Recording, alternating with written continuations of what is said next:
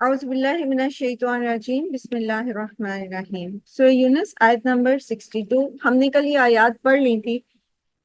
تھوڑا سا اس کے اوپر دوبارہ سے تدبر کرتے ہیں، غور و فکر کرتے ہیں اور سیکھتے ہیں کہ اللہ کے دوست جو ہیں وہ کون ہوتے ہیں۔ یہاں اللہ سبحانہ و تعالیٰ نے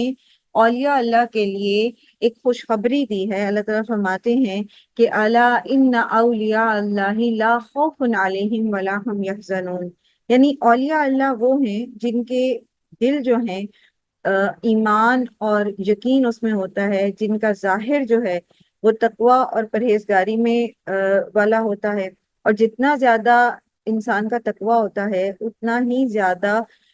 وہ اللہ سے کے قریب ہوتا چلا جاتا ہے، اللہ کا قرب پاتا چلا جاتا ہے۔ اور جیسے ہم نے وہ اربعین نبوی میں حدیث پڑھی تھی نا کہ انسان فرائض کے ذریعے اللہ کی رضا حاصل کرتا ہے، پھر وہ نوافل کے ذریعے اللہ کا قرب حاصل کرتا ہے، اور پھر ایسا ہوتا ہے کہ اللہ تعالیٰ فرماتے ہیں کہ میں اس کا ہاتھ بن جاتا ہوں جس سے وہ کام کرتا ہے، میں اس کے کان بن جاتا ہوں جس سے وہ سنتا ہے، میں اس کی آنکھ بن جاتا ہوں جس سے وہ دیکھتا ہے۔ یعنی ہر طرح سے اللہ کی مدد آ جاتی ہے۔ پھر اسی حدیث میں اللہ تعالیٰ فرماتے ہیں پھر وہ جو مجھ سے مانگتا ہے میں اس کو عطا کرتا ہوں، پھر وہ جب اپنے گناہوں پر توبہ کرتا ہے میں اس کو معاف کرتا ہوں۔ تو یہی چیز ہوتی ہے نا جو ہم عام طور پہ سمجھتے ہیں کہ اولیاء اللہ جو ہیں وہ کوئی خاص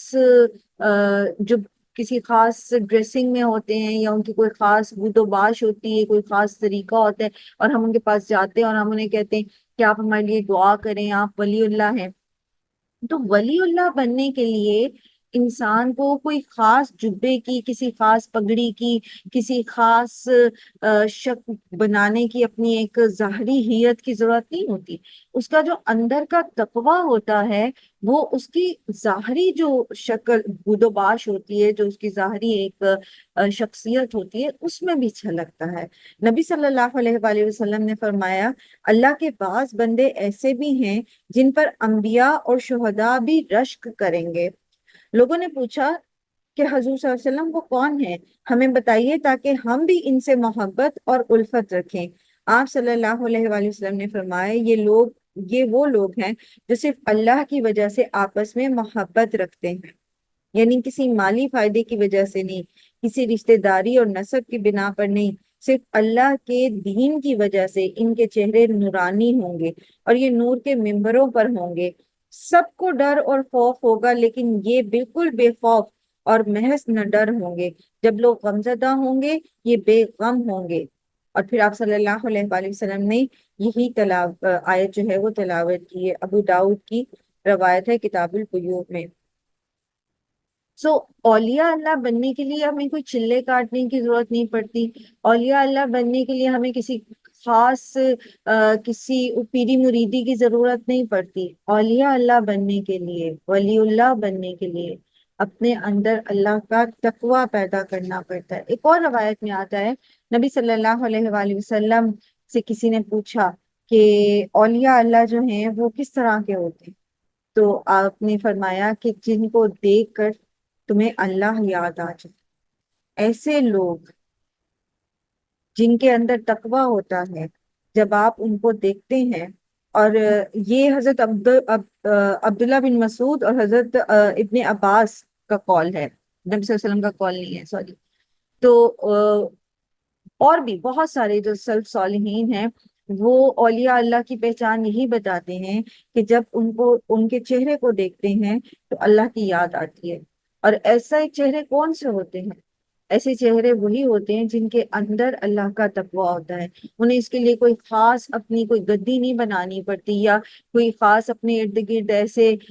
لوگوں کو نہیں جمع کرنا پڑتا جو ان کی تعریفیں بیان کریں۔ یہ راہ چلتے بھی آپ کو مل جاتے ہیں، یہ بس میں آپ کے ساتھ بھی بیٹھے ہوتے ہیں، یہ آپ کے آفس میں بھی ہو سکتے ہیں، یا آپ کے پڑوس میں بھی ہو سکتے ہیں، یا آپ خود بھی ہو سکتے ہیں۔ ولی اللہ بننے کے لیے اللہ کا تقوی اختیار کرنا پڑتا ہے۔ پیچھے ہم نے سورہ بقرہ میں پڑھا تھا وَمَن يَكْفُرْ بِالطَّاغُوتِ وَيُؤْمِن بِاللَّهِ فَقَدِ اسْتَمْسَكَ بِالْعُرْوَةِ الْوُثْقَىٰ لَا انفِصَامَ لَهَا وَاللَّهُ سَمِيعٌ عَلِيمٌ اللَّهُ وَلِيُّ الَّذِينَ آمَنُوا۔ تو یہ جو آمنو والی کیفیت ہے نا، جس میں یکفر بالطاغوت کر دیتا ہے بندہ، ہر طاغوت کو الگ کر دیتا ہے اور صرف اللہ پر ایمان رکھتا ہے، اللہ پر بھروسہ رکھتا ہے، تو وہ اللہ تعالیٰ پھر ان کے دوست بن جاتے ہیں۔ جیسے بھی ہم نے حدیث بھی پڑھی کہ فرائض اور نوافل کو ادا کرنے والے اور ان سب میں اپنے آپ کو، اپنی نیت کو خالص رکھنے والے، تو ایسے لوگ جو ہوتے ہیں، جو اللہ کی فرما برداری کرنے والے ہوتے ہیں، وہ اللہ کے دوست بن جاتے ہیں، اور پھر اللہ تعالیٰ ان کو چھوڑتے نہیں ہیں، پھر اللہ تعالیٰ اپنے دوستوں کا ساتھ نہیں چھوڑتے۔ بظاہر اگر وہ کیفیت، وہ درجہ نہ بھی ہو جو ابراہیم علیہ السلام کے ساتھ ہوا کہ آگ میں پھینک دیا گیا اور اللہ تعالیٰ کے حکم سے آگ ٹھنڈی ہو گئی، کیونکہ ابراہیم علیہ السلام نے اللہ کی دوستی اختیار کی تھی، انہوں نے یکفر بالطاغوت کر دیا تھا، تمام غیر اللہ کا انکار، چاہے وہ معبود کی شکل میں تھے، چاہے وہ رشتوں کی شکل میں تھے، چاہے وہ سٹیٹس کی شکل میں تھے، مال کی شکل میں تھے، انہوں نے سب کا انکار کیا اور ایک اللہ کو اپنا دوست بنایا، ایک اللہ کی طرف اپنا رخ کر لیا، حنیفم مسلمن۔ تو جب انسان حنیفم مسلمن ہو جاتا ہے تو وہ اللہ کا دوست بن جاتا، اور جس کا اللہ دوست بن جائے، جیسے حضرت یوسف کو آپ دیکھیں کہ بادشاہت مل گئی، نہ صرف بادشاہت ملی، بادشاہ کی بیٹی سے ان کی شادی ہو گئی، پھر ماں باپ اور بھائی جو بچھڑ گئے تھے ان کے بیچ میں جو ایک لا تعلقی آ گئی تھی، اللہ تعالیٰ نے وہ بھی ملا دیے۔ اب سب کچھ مل جانے کے باوجود انہوں نے کیا کہا؟ اللہم فاطر السماوات والارض انت ولی فی الدنیا والآخرہ، اللہ جی آپ ہی صرف میرے دوست ہیں دنیا اور آخرت، یہ ساری چیزیں آپ نے دی، آپ کی امانتیں ہیں، چاہے وہ بادشاہت ہے، چاہے وہ بیوی ہے، چاہے وہ اولاد ہے، چاہے وہ ماں باپ ہیں، چاہے وہ بھائی ہیں، چاہے وہ ذمہ، کچھ بھی ہے، سٹیٹس ہے، علم ہے، کچھ بھی ہے، اللہ تعالیٰ نے ان کو تعویل الاحادیث کا علم دیا تھا نا، تو یہ تو سب آپ کی دین ہے، یہ میرے لیے صرف آپ کی طرف سے دی گئی امانتیں ہیں، اصل میں تو آپ ہی میرے دوست، اور دنیا میں بھی آپ میرے دوست ہیں اور آخرت، تو جس کا دوست اللہ تعالیٰ بن جاتے ہیں، جس کا ہاتھ اللہ تعالیٰ پکڑ لیتے ہیں، پھر اس کو کیا خوف یا غم ہو سکتا؟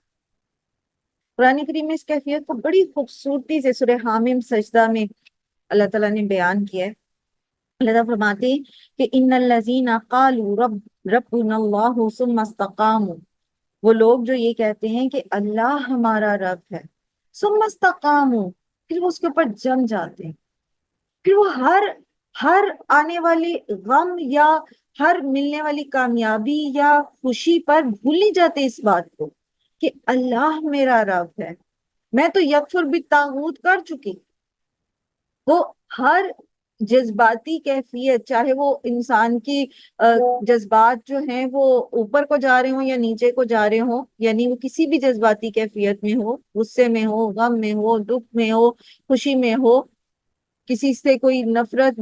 کوئی اور فیلنگ آ رہی ہو، کوئی پازیٹیو نیگیٹو فیلنگ میں، وہ یہ نہیں بھولتے کہ مجھے اللہ کی فرما برداری کرنی ہے، مستقام ہوں، تو صرف کالو پہ بات نہیں ٹھہرتی نا ولی اللہ بننے کے لیے۔ ان الذین قالوا ربنا اللہ، یہ تو ایک سٹیج ہے نا جو ہم کہہ دیتے ہیں اشہد اللہ الہ الا اللہ، پھر بات یہاں رکنی نہیں ہے، ثم استقاموا،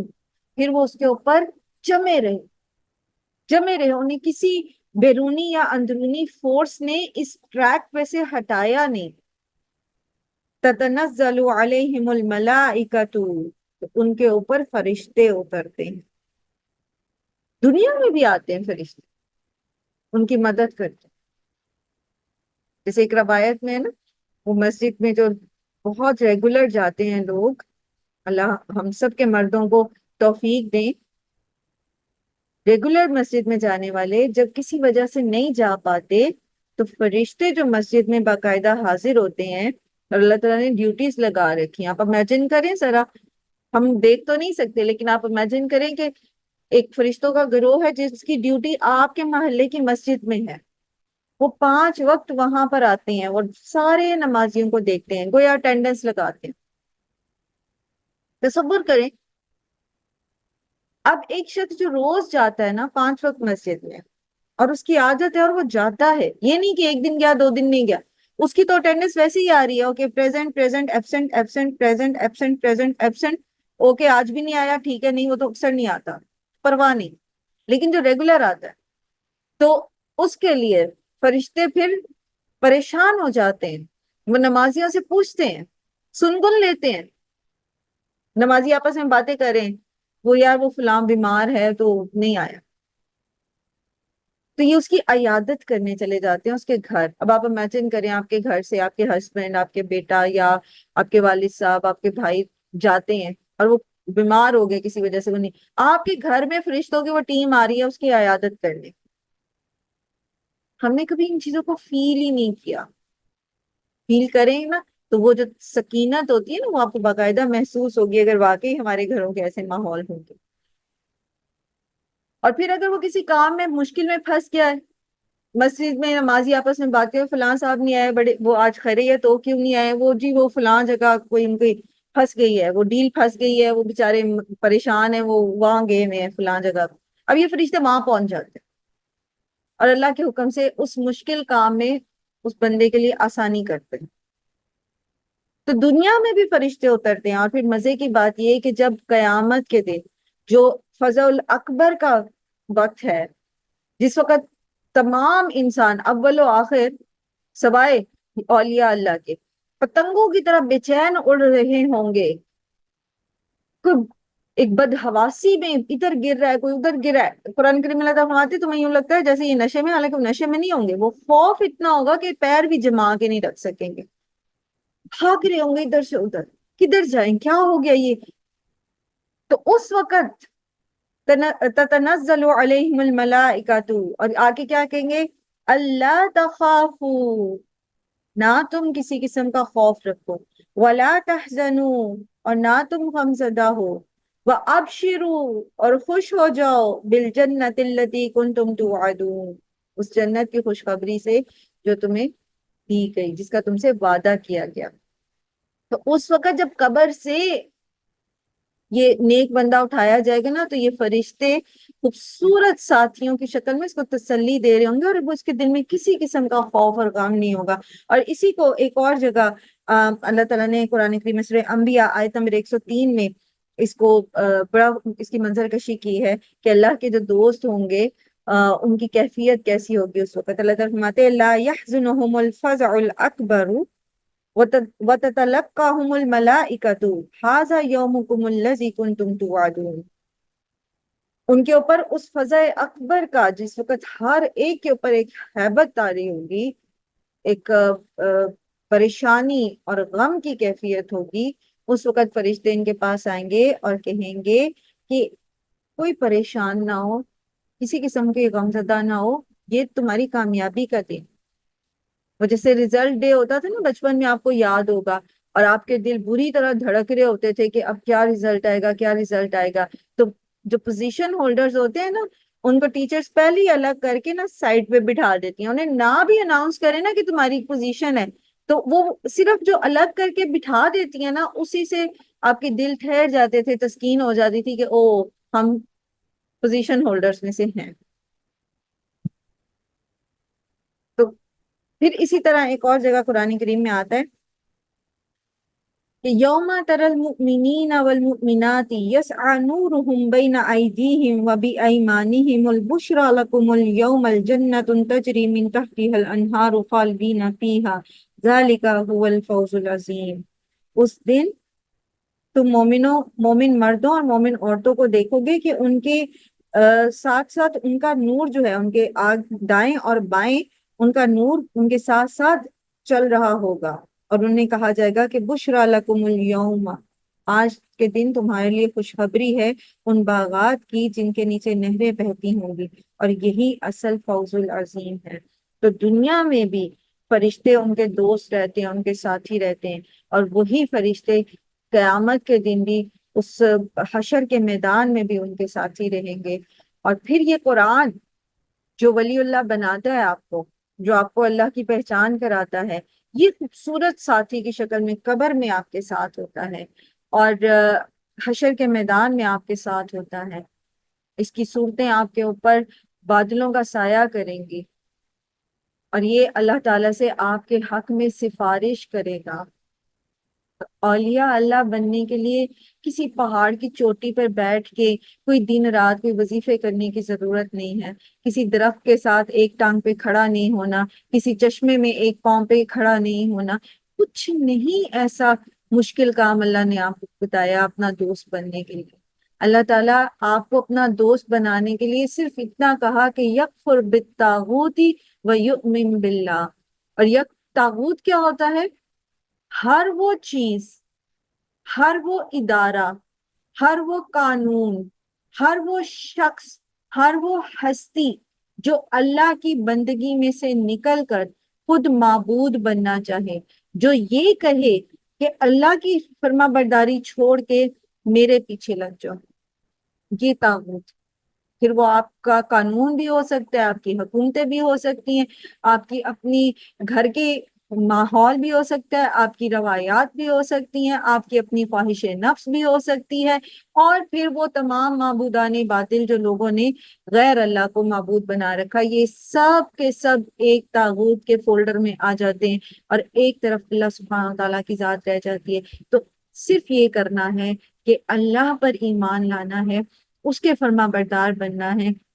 اس کا تقوی اپنے اندر اتنا مضبوط کرنا ہے کہ اس تقوی کی جو جھلک ہے وہ ہمارے ظاہر سے بھی نظر آئے، ہمارے اعمال میں بھی نظر آئے، ہماری باتوں میں بھی نظر آئے۔ اللہ تعالیٰ ہم سب کو توفیق دے، اور ہم سب اللہ تعالیٰ سے یہی دعا کرتے ہیں کہ اللہم فاطر السماوات والارض انت ولی فی الدنیا والآخرہ توفنی مسلما والحقنی بالصالحین، آمین یا رب العالمین۔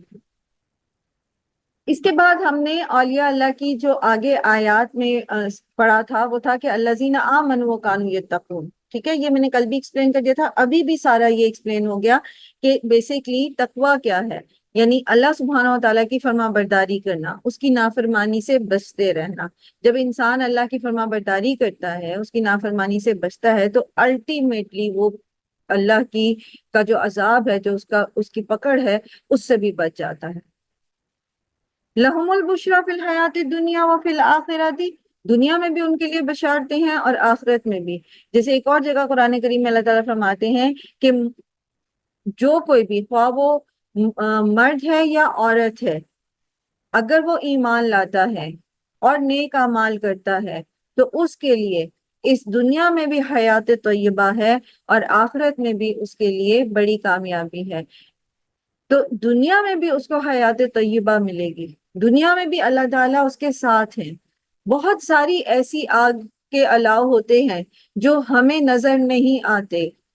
لیکن ہم اس میں گرا دیے جاتے ہیں، پھنسا دیے جاتے ہیں، اور اللہ تعالیٰ اس آگ میں ہمیں جلنے نہیں دیتے اور ہمیں بچا لیتے ہیں۔ کبھی وہ الاؤ خواہش نفس کے ہوتے ہیں، کبھی وہ الاؤ جو ہیں وہ روایات کے ہوتے ہیں، کبھی وہ الاؤ آگ کے جو ہیں وہ آپ کے ارد گرد کے رشتہ داروں کی طرف سے، آپ کے عزیزوں کی طرف سے آتے ہیں، کبھی وہ کہیں سے آتے ہیں اور کہیں سے، لیکن اللہ تعالیٰ آپ کو جلنے نہیں دیتے اس میں۔ اسی طرح بہت سے سمندر ہماری راہ میں حائل ہوتے ہیں، لیکن اللہ تعالیٰ آپ کو اس میں ڈوبنے نہیں دیتے، اللہ تعالیٰ آپ کو وہاں سے راستہ بنا دیتے ہیں، جیسے موسیٰ علیہ السلام کے لیے بنا۔ بہت سارے ایسی رکاوٹیں آپ کے راستے میں آتی ہیں، لیکن اللہ تعالیٰ آپ کے لیے وہ راستے ہموار کرتے چلے جاتے ہیں۔ اللہ تعالیٰ آپ کو اس میں گم نہیں ہونے دیتے، اس کنویں میں آپ کو مرنے نہیں دیتے، بلکہ اس میں سے اللہ تعالیٰ آپ کو نکال دیتے، جیسے اللہ تعالیٰ نے یوسف علیہ السلام کو نکالا تھا۔ یہ کب ہوتا ہے؟ یہ تب ہوتا ہے جب آپ اللہ کا ڈر دل میں رکھتے۔ مانا کہ ہم اس لیول پہ نہیں پہنچ پاتے جو ایک آئیڈیل لیول ہے تقوی کا، لیکن اللہ سبحانہ و تعالی سے اپنے آپ کو قریب رکھنا، اللہ سبحانہ و تعالی سے اپنے آپ کو جوڑے رکھنا، اللہ سبحانہ و تعالیٰ کا خوف دل میں ہونا، اور جان بوجھ کے اللہ کی نافرمانیاں نہ کرنا، یہ بھی ایمان کی نشانی ہے۔ جان بوجھ کے اللہ تعالیٰ کی نافرمانیاں نہ کرنا۔ جان بوجھ کے گناہ نہیں کرتے، چاہے صغیرہ ہے چاہے کبیرہ، غلطی سے ہو گیا، انجانے میں ہو جاتے ہیں، بہت زیادہ کبھی نفس کے بہکاوے میں آ جاتا ہے انسان، لیکن مومن کی یہ صفت ہے کہ اس کو فوراً احساس ہو جاتا ہے۔ اور قرآن کریم میں جیسے اللہ تعالیٰ نے ایک جگہ فرمایا نا کہ وہ ابھی پیچھے ہی آپ پڑھ کے آئے کہ جیسے ہی ان سے کوئی غلطی یا گناہ ہوتا ہے تو وہ قریب سے ہی یعنی فوراً ہی ریئلائز کر لیتے ہیں اور سچی توبہ کر لیتے ہیں، تو اللہ تعالیٰ ان کو معاف کر دے۔ تو ایسے لوگوں کے لیے پھر اللہ تعالیٰ دنیا میں اس طرح آسانیاں پیدا کر رہے ہوتے ہیں کہ ہمیں سمجھ ہی نہیں آتی، ہمیں پتہ ہی نہیں چلتا، اور ہم فور گرانٹیڈ لیتے چلے جاتے ہیں۔ جب ہم فور گرانٹیڈ لیتے چلے جاتے ہیں ان چیزوں کو تو پھر ہم اللہ کا شکر بھی ادا نہیں کرتے اس پہ۔ اور جیسے کل بھی ہم بات کر رہے تھے کہ اللہ کی معرفت جب ہمیں حاصل ہوتی ہے تو پھر ہمیں نظر آتا ہے کہ بعض اوقات مشکل میں ہمارے لیے آسانی تھی، وہ اصل میں جو مشکل ہم پر ڈالی گئی وہ اسی لیے ڈالی گئی کہ ہم ایک بڑی مشکل کی طرف خراما خراما چلے جا رہے تھے۔ ہم تو اپنے تو تئیں کنویں میں چھلانگ مارنے کے لیے تیار تھے، ہم تو اس گھڑے کو نجات سمجھ رہے تھے، لیکن اللہ تعالیٰ نے پہلے ہی کسی پھندے میں ہمارا پاؤں پھنسا کے ہمیں روک دیا،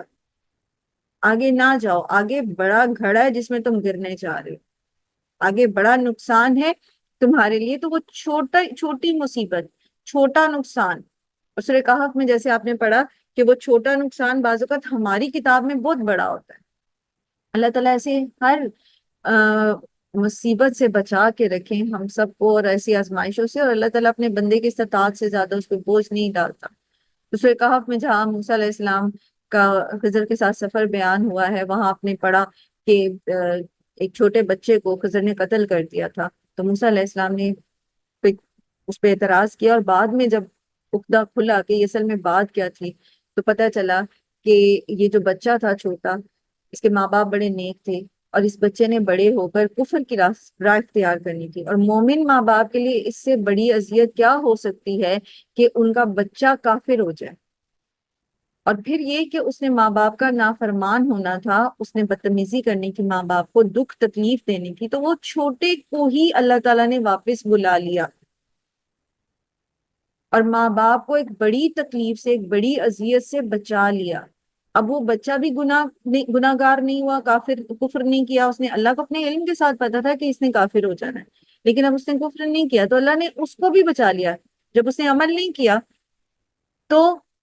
اس کو اس کی سزا بھی نہیں ملی، اور ادھر ماں باپ جو ہیں وہ اس بڑی اذیت سے بچ گئے جو بعد میں ان کو ہونی تھی، اور اللہ تعالیٰ نے ان کے صبر کی وجہ سے ان کو اس سے کہیں زیادہ اچھی اولاد عطا کر دی۔ اب بظاہر اولاد کا مر جانا، دنیا سے چلے جانا ایک بہت بڑی تکلیف ہے، لیکن اس مشکل میں بھی، اس تکلیف میں بھی اللہ کی رحمت چھپی ہوئی تھی۔ تو دنیا میں اللہ تعالیٰ ہمارے لیے آسانیاں ہی کرتے ہیں۔ ایک فارمولا یاد رکھیے، وہ یہ کہ اللہ تعالیٰ ظلم نہیں کرتے، ٹھیک ہے؟ یہ جو دنیا میں مشکلات آتی ہیں نا ہم پہ، اور ہم سب، قرآن تو ہمیں یہ بتا رہے کہ لہم البشریٰ فی الحیات الدنیا وفی الآخرہ، آخرت میں تو بشرا کلیئر ہے کہ جہنم سے بچا کر جنت میں داخل کر دیا جائے گا۔ دنیا میں جو بشرا ہے، دنیا میں جو خوشخبریاں ہیں، یا دنیا میں جو رحمتیں ہیں، اس کو اگر ہم سمجھ جائیں گے تو ہمیں پتہ چلے گا۔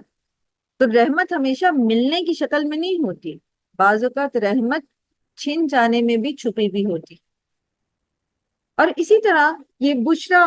جو ہے، اس کے بارے میں نبی صلی اللہ علیہ وآلہ وسلم سے حضرت عبادہ نے سوال کیا، تو آپ صلی اللہ علیہ وآلہ وسلم نے فرمایا کہ دنیا میں بشارت جو ہے وہ نیک خواب ہیں جو اللہ تعالیٰ کسی شخص کو اس کے لیے دکھاتے ہیں، یا اوروں کو اس کے لیے دکھاتے ہیں۔ بعض اوقات ایسا ہوتا ہے نا کہ کوئی فوت ہو جاتا ہے، یا کوئی دنیا میں ہی ہوتا ہے تو کسی کو بڑا اچھا خواب اس کے لیے آتا ہے، یا وہ خود دیکھتا ہے۔ تو اچھے سچے خواب جو ہیں یہ نبوت کا 46واں حصہ ہے۔ تو آپ صلی اللہ علیہ وآلہ وسلم نے فرمایا کہ دنیا میں جو بشرا ہے، بشارتیں جو ہیں وہ سچے خواب ہیں۔ تو بہرحال صرف خواب ہی نہیں، ہم سب ابھی جیسے ہم ڈسکس بھی کر رہے ہیں کہ دنیا میں جو خوشخبری ہیں، اچھا مثلا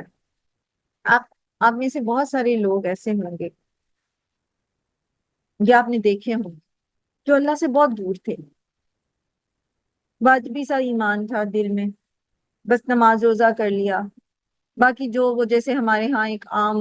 چلن ہے، چلو تم ادھر کو جدھر کو ہوا چلے، اور دین اور دنیا ساتھ ساتھ چلاؤ، اور یہ سارے کام، اور ہاں نماز روزہ کر لیتے تھے، کبھی نماز پڑھ لی کبھی نہیں پڑھی۔ تو ان کی زندگی میں کوئی ایسا حادثہ ہوا جس کی وجہ سے ان کی دنیا پلٹ گئی، اور وہ انہوں نے اپنی زندگی کو ریکنسیڈر کیا، اور اللہ تعالیٰ انہوں نے دیکھا کہ ان کی زندگی میں کہیں خلا ہے، اور اس خلا کو پر کرنے کے لیے کسی بھی طریقے سے وہ قرآن سے جڑ گئے، وہ اللہ تعالیٰ سے جڑ گئے، اور ان کی زندگی میں ایک بہت میجر چینج آ گئی۔ وہ ایک نافرمانی والی زندگی سے اللہ کی فرما برداری والی زندگی میں آ گئے۔ بظاہر ایک بڑا حادثہ ان کو اس میں لے کر آیا، لیکن وہ بڑا حادثہ جو تھا اگر نہ ہوتا تو آپ یا وہ لوگ جو اس طرح کے رہے، وہ سوچیں کہ وہ پھر زندگی کی میں اس وقت کس سٹیج پر ہوتے اللہ کی نافرمانی۔ تو اللہ تعالیٰ نے ان کو آخرت کے بڑی مصیبت سے بچانے کے لیے، دنیا میں چونکہ وہ نعمتوں میں رہ کے نہیں آ رہے تھے نا اللہ کی طرف، وہ اللہ سے دور جا رہے تھے، تو پھر اللہ تعالیٰ نے ان کو ان کی رسی کو تھوڑا سا جھٹکا دیا تاکہ وہ اپنا رخ موڑ لیں اللہ کی طرف۔ اور یہ بہت بڑی بلیسنگ ہے کہ دنیا میں کسی کو توبہ کی توفیق مل جائے، دنیا میں کسی کو اللہ کی نافرمانی چھوڑ کے فرما برداری کی توفیق مل جائے، کیونکہ یہ دنیا امتحان گاہ ہے، اگر اس میں فیل ہو گئے تو آگے کچھ بھی نہیں بچے گا۔ آپ اس کو ریلیٹ کر سکتے ہیں بہت آسانی سے، اور سمجھ سکتے ہیں کہ کس طرح زندگی میں اللہ تعالیٰ ہمیں بچا لیتے ہیں ایک بڑی آگ میں گرنے کے لیے۔ جیسے انصار کو اللہ تعالیٰ نے سورہ آل عمران میں آپ نے پڑھا نا کہ انصار کو اللہ تعالیٰ نے اپنی نعمت کو یاد کرایا کہ تم تو آگ کے گھڑے پہ کھڑے تھے، تم تو آپس میں لڑ رہے تھے، تم تو ایک دوسرے کی گردنیں کاٹ رہے تھے، پھر اللہ نے تمہیں اسلام کی نعمت دے دی، تمہیں آپس میں بھائی بھائی بنا دیا۔ اب یہ جو انصار کا اسلام قبول کرنا تھا اور آپس میں ایک اوس اور خزرج کا ایک دوسرے کو معاف کر دینا تھا، یہ اتنا آسان تو نہیں تھا۔ اور پھر اس کے فوراً بعد اس کے ساتھ ہی بدر، پھر احد، اور آپ نے دیکھا کہ کس طرح انصار جو تھے انہوں نے قربانیاں دی ہیں، پے در پے جنگیں، کتنے لوگ شہید ہوئے، کتنے زخم تھے جو لگتے تھے۔ آپ امیجن کر سکتے ہیں، ہم پڑھتے ہیں تلوار کا ایک گہرا گھاؤ، اور ان کی بازو میں وہ جو حضرت ام عمارہ تھی ان کے بارے میں آتا ہے کہ وہ جو گھاؤ تھا تلوار کا جو وہ مشرک نے ان کے کندھے پہ ماری تھی، تو وہ آخری زندگی کے آخری وقت تک وہ گہرا گھڑا بنا ہوا تھا۔ اس تکلیف کا اس امیجن کریں نا، آسان ہے جسم پر 70 نشان،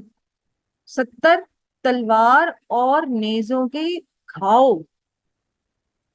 آسان ہے؟ ایک چھری سے کٹ لگ جاتا ہے نا ہماری انگلی پہ، یا ہمارے سامنے ہمارے کسی بچے کو چوٹ لگ جاتی ہے، کوئی ایسی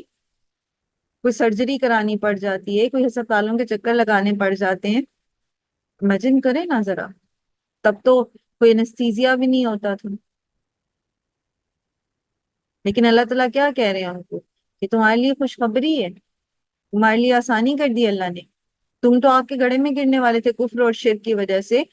تم تو آپس میں تفرقے کی وجہ سے آگ کے گھڑے میں گرنے والے تھے، اللہ نے تمہیں بچا لیا۔ لیکن اس میں دیکھیں کہ ان کو اس دنیا میں اس امتحان میں سے نمبر لینے کے لیے اس میں سے گزرنا پڑا نا۔ اللہ تعالیٰ ہمیں حکمت عطا کریں، اور اللہ تعالیٰ کا قانون ہے کہ وہ ہماری استطاعت سے زیادہ ہم پہ بوجھ نہیں ڈالتا، وہ امتحان ہم سے لیتا ہی نہیں ہے جس کا سلیبس اس نے ہمیں نہ دیا ہو، جس کی تیاری اس نے ہمیں نہ کرائی۔ اللہ تعالیٰ ہم پہ اپنی رحمت کے سائے رکھیں اور ہمیں اپنے سے دور نہ کریں۔ وَلَا يَحْزُنْكَ قَوْلُهُمْ، اور نہ غمگین کرے آپ کو بات، ان العزت للہ جمیعا، اور بے شک ساری کی ساری عزت کا مالک تو صرف اللہ ہی ہے۔ وہ سمیع العلیم، وہ خوب سننے والا اور خوب جاننے والا ہے۔ اس کی تفسیر ہم نے کل کر لی تھی، مختصراً دوبارہ میں آپ کو بتا دیتی ہوں کہ اصل میں تمام کی تمام عزت کا مالک جو ہے وہ تو اللہ ہی ہے۔ مشرک جو باتیں نبی صلی اللہ علیہ وآلہ وسلم کو بناتے تھے، اس پر کہا جا رہا ہے کہ آپ کسی قسم کا کوئی رنج اور غم نہ کریں، اللہ تعالیٰ سے اس پر مدد طلب کریں، اسی پر بھروسہ رکھیں، کیونکہ تمام عزتیں اس کے ہاتھ میں ہیں، اور وہ اپنے رسول کو اور مومنوں کو ضرور عزت دے گا۔ اور اللہ تعالیٰ بندوں کی بات کو خوب سننے والا ہے، ان کی حالتوں سے پورا پورا خبردار ہے۔ اور پھر آگے فرمایا کہ الا ان للہ من فی السماوات و من فی الارض وما یتبع الذین یدعون من دون اللہ شرکاء، تمام کی تمام جو زمین اور آسمان ہے اس کی ملکیت تو اللہ ہی کے ہاتھ میں ہے، سب اللہ کے فرما بردار ہیں۔ اور اللہ کو چھوڑ کر جن کو یہ پکارتے ہیں، جن شریکوں کی، جن کی یہ پوجا کرتے ہیں، تو ان میں سے کوئی بھی کسی بھی چیز کا کچھ بھی اختیار نہیں رکھتا، کوئی نفع نقصان اس کے بس میں نہیں ہے۔ ان یتبعون الا الظن، وہ تو صرف پیروی کرتے ہیں مگر یہ کہ گمان کی، ان ہم الا یخرصون، اور وہ صرف قیاس آرائیاں کرتے ہیں۔ خرسا یخرسو کہتے ہیں جب درخت کے اوپر بور لگتا ہے، اس وقت یہ اندازہ لگانا کہ اس کے اوپر کتنا پھل آئے گا۔ اور آپ سب نے جن کو ذرا سا بھی اتفاق ہوا ہوگا، پودوں کے اوپر جب بور لگتا ہے، بور وہ جو پہلا بڈ ہوتا ہے جس پر فروٹ لگتا ہے، تو آپ نے دیکھا ہوگا کہ وہ بہت زیادہ لگتا ہے، لیکن پھر اینڈ پہ جو پھل آتا ہے، کبھی آندھی آتی ہے، کبھی کوئی کیڑا لگ جاتا ہے، کبھی کچھ ہوتا ہے، کبھی کچھ ہوتا ہے، کبھی پرندے کچھ کھا جاتے ہیں، تو وہ اتنا پھل کبھی بھی نہیں آتا۔ تو بور کو دیکھ کے جو پھل کا اندازہ لگانا ہے، وہ ایک ایسا تکا لڑانا ہے، ایک ایسی قیاس آرائی کرنی ہے جو 10% بھی درست ہو جائے تو بڑی بات ہے، کجا یہ کہ 100% ایگزیکٹ۔ تو اللہ کو چھوڑ کے یہ جو انہوں نے معبود بنا رکھے ہیں، اس کے پیچھے دلیل تو کوئی نہیں ہے، اس کے اندر شیورٹی تو کوئی نہیں ہے، اس کے اندر حقیقت تو کوئی نہیں ہے، وہ تو محض انہوں نے تکے لڑائے۔ اچھا یہ سورج بڑا ہے، اس سے گرمی ملتی ہے، یہ اس کی روشنی ہوتی ہے، اس سے گرمی ملتی ہے تو ہماری فصلیں پکتی ہیں، او یہ تو ہمیں رزق دے رہا ہے، بجائے اس کے کہ وہ یہ دیکھیں جیسے ابراہیم علیہ السلام نے دیکھا کہ رات کو تو یہ نہیں ہوتا، تو رات کو رزق کون دیتا ہے ہمیں، ہم تو رات میں بھی کھاتے ہیں۔ اور پھر یہ کہ جو ڈوب جاتا ہے، جو نظر سے اوجھل ہو جاتا ہے، جو جو جس کے سامنے ایک اور بڑی حقیقت ہے، یعنی رات جو ہے اس کو چھپا دیتی ہے، وہ کیسے معبود ہو سکتا ہے؟ اور پھر یہ کہ اس کو یہ روشن ہے کیسے؟ یہ اس وقت کے دور کے لوگوں کے تکے تھے۔ اب آپ کو سائنس بتاتی ہے کہ سورج جو ہے وہ تو ایک ایک سیکنڈ میں جو ہے وہ billion of ton hydrogen burn کرتا ہے تو وہ جل رہا ہے، اور سائنسدان کہتے ہیں کہ آئندہ اتنے ہزار سال تک یہ جل سکتا ہے، یعنی ایک لمٹ ہے اس کی، یہ ختم ہو سکتا ہے۔ اور اگر ہائیڈروجن سٹاپ ہو جائے کسی طریقے سے، ختم ہو جائے اس کے اندر، تو یہ بجھ جائے گا۔ تو یہ تو تکے ہیں نا، ابھی بھی سائنسدان قیاس آرائیاں کر رہے ہیں اس کے بارے میں، جا کے تو کسی نے میئر نہیں کی کتنی ہائیڈروجن ہے اس میں، لیکن یہ کہ جو علم اللہ نے ان کو دیا اس پر وہ اندازہ لگا رہے ہیں۔ تو ایک چیز ہوتی ہے حقیقت، سچ، اور ایک چیز ہوتی ہے تکے، اندازے۔ حقیقت پیچھے بھی ہم نے پڑھا کہ زن جو ہے وہ حق کا مقابلہ نہیں کر سکتا۔ ایک بات آپ کو العلیم بتا رہا، ایک بات آپ کو الخالق بتا رہے، ایک بات آپ کو الخالق کے بھیجے ہوئے رسول بتا رہے، اور ایک طرف وہ ہے جو کسی کا خواب ہے، کسی کا اپنا فلسفہ ہے، تو وہ دونوں برابر تو نہیں ہو سکتے۔ جبکہ اللہ کون ہے؟ اصل معبود کون ہے؟ هو الذی جعل لکم اللیل لتسکنوا، اللہ وہ ہے جس نے تمہارے لیے رات بنائی تاکہ تم سکون حاصل کرو، فیہ اس میں، والنہار مبصرا، اور دن کو روشن دکھانے والا بنایا، یعنی دن کس لیے بنایا؟ تاکہ تم اس کے اندر معاش حاصل کر سکو۔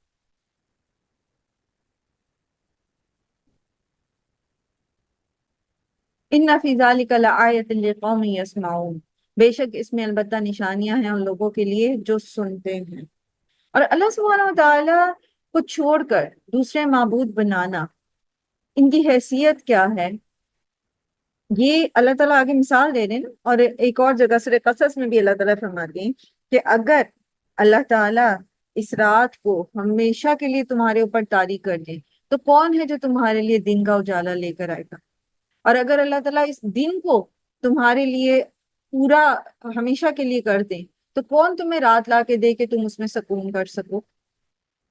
یہ تو سب اللہ سبحانہ تعالیٰ کی تدبیر ہے نا، اللہ کے کنٹرول میں ہے ساری چیزیں۔ تو جن کو اللہ کو چھوڑ کر یہ معبود بناتے ہیں ان کی حیثیت کیا ہے؟ وہ ایسا کر سکتے ہیں؟ ان کے کنٹرول میں کچھ ہے؟ ان فی ذلک لآیۃ لقوم یسمعون۔ مسئلہ یہ ہے کہ نشانی صرف اس کو سمجھ آئے گی جو سنے گا۔ اب آپ دیکھو کتنے نان مسلم ہیں، آپ نے اکثر یوٹیوب پہ ویڈیوز دیکھی ہوں گی کہ ہمارے مسلم بہن بھائی جو ہیں وہ وہاں چوراہوں میں لگا کے نان مسلم کنٹریز کے اندر ٹیبلز لگا کے تو قرآن، فری قرآن دے رہے ہیں، لوگوں کو دعویٰ کر رہے ہیں، دعویٰ دے رہے ہیں، دین کی طرف بلا رہے ہیں۔ سبحان اللہ، مجھے ہمیشہ ان کی ایفرٹس بہت امپریس کرتی ہیں۔ میں کہتی ہوں ہم یہاں بیٹھ کے لوگوں کو بلاتے ہیں، اپنی لا الہ الا اللہ کہنے والوں کو بلاتے ہیں، وہ ہماری بات نہیں سنتے، اور وہ ان کو پکڑ پکڑ کے سنا رہے ہیں اور وہ حق ادا کر رہے ہیں۔ سبحان اللہ، اللہ ان کو اجر دے۔ اللہ سے تمام داعیے دین کو جو ہیں، وہ بہنیں ہیں ہماری، ہمارے بھائی ہیں جو یہ ایفرٹ کر رہے ہیں وہاں پر کھڑے ہو کے، اور وہاں پر اسلامک سینٹرز کے اندر اور اندر باہر نکل نکل کے۔ سبحان اللہ، سبحان اللہ، اللہ تعالیٰ ہمیں بھی توفیق دے۔ تو وہ پکڑ پکڑ کے ان کو، جو اللہ کو نہیں مانتے، ان کو بتا رہے ہیں کہ تمہارا رب کون ہے، وہ انہیں آگ کے گھڑے میں گرنے سے بچانے کی کوشش کر رہے ہیں۔ لیکن آپ دیکھو کہ کتنے پرسنٹ لوگ جو ہیں وہ مسلمان ہوتے ہیں، اور جب آپ ریورٹس کے انٹرویو سنتے ہیں تو اس میں آپ کو پتہ چلتا ہے کہ وہی دین کی طرف آیا، وہی حق کی طرف آیا جس نے کوشش کی، جس نے تلاش کی، جس نے جو بات کان میں پڑی اس کے اوپر سوچا، جس نے حق سچ کو سنا۔ تو ویری فرسٹ اسٹیپ، پہلا قدم جو ہوتا ہے وہ سننے کا ہوتا ہے۔ بات سمجھ تبھی آئے گی نا یار جب آپ سنو گے، جب آپ سن ہی نہیں رہے، آواز کانوں سے ٹکرا رہی ہے۔ وہ جیسے قرآن کریم میں اللہ تعالیٰ نے مشرکوں کی کیفیت بیان کی نا، کہ یہ ان کے کان سنتے ہیں لیکن یہ سمجھتے نہیں ہیں، اس کو سن نہیں رہے، کان رکھتے ہوئے، آنکھیں رکھتے ہوئے اندھے بہرے بنے ہوئے، کان سے سماعت سے آوازیں ٹکرا تو رہی ہیں لیکن یہ اس کو پروسیس نہیں کرنا چاہتے، تو وہ دماغ تک جاتی نہیں ہے، جسے آپ کہتے ہیں نا ایک کان سے سن کے دوسرے سے اڑا دینا۔ لیکن اگر سنیں گے توجہ سے تبھی تو دماغ اس کو پروسیس کرے گا، پھر ہی تو نشانیاں نظر آئیں گی۔ یہ دن اور رات چلتے پھرتے جانور، پرندے، پتھر، رنگ، ہر چیز اللہ کی نشانی، پھول پتے، ایک ایک چیز اپنے خالق کے ہونے کا اظہار برملا کر رہی ہیں، لیکن نظر نہیں آ رہا کسی کو، کیونکہ وہ دیکھنا ہی نہیں چاہتے، سننا ہی نہیں چاہتے۔ اسی طرح آپ دیکھیں، آپ کتنے لوگوں کو بلاتے ہیں کلاس میں، آپ میں سے ہی کچھ بہنوں نے اس چیز کا اظہار کیا کہ ہمیں انویٹیشن ملا اور ہم دعا میں شامل ہوئے، یہ جو تکمیل قرآن کی تھی، اس میں میرا خیال ہے رمضان کی دورہ قرآن کی تکمیل کی، ہم دعا میں شامل ہوئے، ہم نے سنا۔ تو جب انہوں نے سنا اور انہوں نے سمجھا، اس کو انہوں نے جو سنا اس کو ان کے برین نے پروسیس کیا تو انہیں بات سمجھ آئی۔ لیکن آپ نے کتنے لوگوں کو بلایا ہوگا جس میں سے 2 4 5 آئے اور 20 25 نہیں آئے؟ کیونکہ آپ گروپس میں ڈال دیتے ہیں نا میسج، اور بہت سارے لوگوں کی نگاہوں سے وہ گزرتا ہوگا۔ ایک گروپ کے اندر 100 200 500 کتنے کتنے لوگ ہوتے ہیں، لیکن ہر ایک نہیں آتا، ہر ایک نہیں سنتا، تو ہر ایک کو سمجھ بھی نہیں آتی۔ جب تک ہم سنیں گے نہیں، جب تک ہم توجہ نہیں کریں گے، ہمیں کچھ بھی سمجھ نہیں ہے. جیسے ہمارے بچے ہوتے ہیں نا، تو بچوں کو آپ کہتے رہتے ہیں وہ توجہ نہیں دیتے نا چونکہ آپ کی بات کی طرف، تو ان کو سمجھ ہی نہیں آتی آپ کیا سمجھا رہے ہیں. اسی طرح ہم جو بڑے ہوتے ہیں نا، تو ہمارے سامنے قرآن کی آیات بھی آتی ہیں، ہمارے سامنے اللہ کی نشانیاں بھی آتی ہیں، ہمارے سامنے مختلف طریقے سے اللہ تعالیٰ اپنی جو آپ کی نیڈ ہوتی ہے، جو بیسیکلی آپ کی ہدایت کا راستہ ہوتا ہے، وہ لا رہے ہوتے ہیں. کبھی کوئی اسٹیٹمنٹ، کبھی کسی کی کوئی بات، کبھی کسی کا کوئی رویہ، کبھی جو ہے وہ قرآن کی کوئی آیت، کوئی حدیث کتاب کے اندر کہیں لکھی ہوئی، کوئی راہ چلتے کوئی آواز. لیکن چونکہ ہمارا انٹرسٹ نہیں ہوتا ہدایت لینے میں، تو ہمیں وہ ٹکراتی ضرور ہے ہماری سماعت سے، ہماری نظروں کے سامنے سے گزرتی ضرور ہے، لیکن وہ کلک نہیں کرتی ہم. تو یہ جو کلک کرنا ہے نا بات کا، یہ جو آپ کو چپکا دینا ہے، یہ جو آپ کا راستہ بدل دینا ہے، جو آپ کو اللہ کی نافرمانی کے راستے سے اللہ کی فرما برداری کے راستے پہ لانا ہے، یہ تبھی ہوگا جب ہم رک کے سنیں گے اور اس کے اوپر غور و فکر کریں. قالوا اتخذ اللہ ولدا، انہوں نے کہا کہ اللہ نے بنا لی ہے اولاد. سبحانہ، پاک ہے وہ، هو الغنی، اس کو ضرورت نہیں ہے اولاد. اللہ تعالیٰ تو بے نیاز ہے. اولاد کی ضرورت کیوں ہوتی ہے؟ عام طور پر لوگ بیٹے کیوں مانگتے ہیں؟ ان کو اپنی نسل آگے چلانی ہوتی ہے، انہیں بڑھاپے میں سہارے کی ضرورت ہوتی ہے، انہیں جو ہے وہ اپنی جائیداد کا وارث چاہیے ہوتا ہے، انہیں ایک مورل جذباتی سپورٹ چاہیے ہوتی ہے. اسی لیے لوگ بیٹے اور بیٹیاں مانگتے ہیں. اللہ تعالیٰ کو تو اس قسم کی کوئی ضرورت لاحق نہیں. لہو ما فی السماوات و ما فی الارض، جو کچھ بھی آسمان اور زمین میں سب اسی کا تو ہے. وہ خود ہی تو پیدا کرنے والا ہے، وہ خود ہی تو القیوم ہے، وہ خود تو ان کو قائم رکھے ہوئے. اس کو کیا ضرورت ہے کسی سہارے کی؟ اور اللہ تعالیٰ فرماتے ہیں کہ جب کچھ بھی نہیں رہے گا ہم وارث ہیں اس زمین کے. اللہ تعالیٰ تو ہمیشہ رہنے والے ہیں، وارث کی ضرورت تو اس کو پیش آتی ہے جس نے ختم ہو جانا ہو، اس کو تو وارث کی ضرورت نہیں ہے. اللہ تعالیٰ کو کی تو ملکیت ہے یہ سارا کچھ، اس کو تو کسی کی ضرورت نہیں ہے جو اس کی آگے نسب چلائے، اس کے نام کو چلائے. اور اللہ تعالیٰ تو الخالق ہیں، انہوں نے تو ہمیں پیدا کیا، انہوں نے ہمارے اندر جذبات اور ساری چیزیں رکھی. اللہ تعالیٰ کو تو کسی ایموشنل یا مورل سپورٹ کی ضرورت نہیں. تو الغنی. سبحان اللہ جب ہم کہتے ہیں اس کا مطلب یہ ہوتا ہے کہ مخلوق کی جتنی بھی کمزوریاں ہیں، جتنی بھی ضرورتیں ہیں، جو کچھ بھی مخلوق کے ساتھ جو امپرفیکشن لاحق ہے، اللہ تعالیٰ اس سے پاک ہے، کیونکہ وہ خالق ہے، وہ پیدا کرنے والا ہے. اسے کسی کی ضرورت نہیں، اس کے اندر کوئی کمزوری نہیں، اس کو فنا نہیں ہے، وہ ہمیشہ رہنے والا ہے، ہمیشہ سے ہے، ہمیشہ رہے گا. یہ انسان ایک مخلوق ہے، اس سے پہلے بھی مخلوقیں تھیں، اس کے بعد بھی آ جائیں گی. اور واللہ عالم اور کتنی مخلوق کے یہ جو ہماری کائنات ہے اس کے علاوہ کہیں اور بھی ہوں، اس کو کیا ضرورت پڑی ہے اولاد کی؟ یہ تو انسان کا چھوٹا سا دماغ ہے نا، وہ اپنی ضرورتیں اور اپنی کیفیات کو سامنے رکھتے ہوئے اپنے لیے معبود گھڑتا رہا ہے. وہ جیسے وہ کہتے نا کہ مثال دیتے تھے مشرکین مکہ کہ جس طرح ایک بادشاہ کو کے پاس ایکسیس کرنے کے لیے ہم ڈائریکٹ نہیں جا سکتے، ہمیں پہلے اس کے کسی